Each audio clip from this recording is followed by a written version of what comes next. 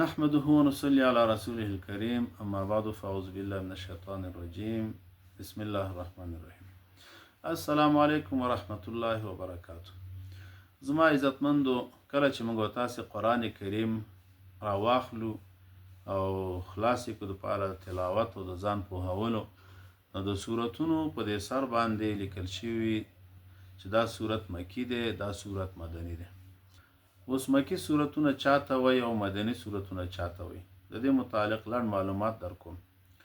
نوم نه خو داسې معلومیږي چې مکی سورتونه هغه دي چې مکه کې نازل شوي، او مدني سورتونه هغه دي چې مدینه کې نازل شوي. حالا کې داسې نه ده، بلکې مکی سورتونه هغه دي چې مخکې د هجرت نه نازل شوي، او مدني سورتونه هغه دي چې وروسته د هجرت نه نازل شوي.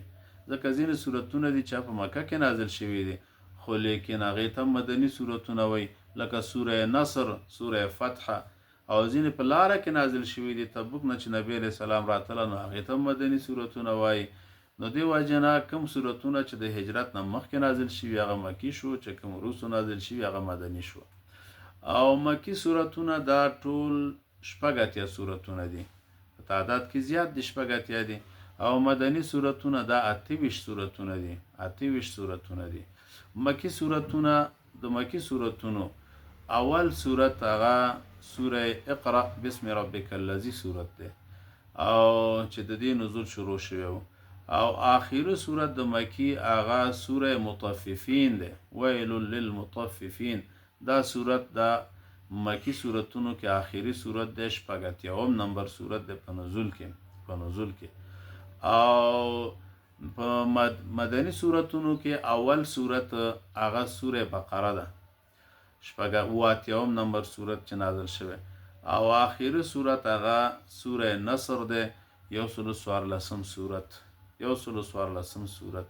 ګوره د قرآن کریم دو ترتیبه دي، یو ترتیب نزولی دی چې په نزول کې کم ترتیب دی، او بل ترتیب مصحفي دی. په مصحف کې موږ تاسو وینو چې د نبی علیه السلام نه داس ترتیب موږ ته را نقل دی په تواتر سره، په طریقې د تواتر او یقین او قطع سره، چې سوره فاتحه په اول کې ده، بیا بقره ده، بیا ال عمران ده، او بیا همداسې سوره نساء هلم جرا تر اخره پورې.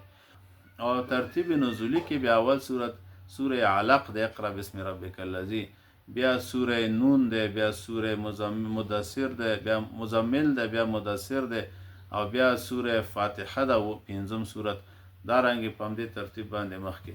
نو هغه ترتیب جدا ده او دا ترتیب جدا ده.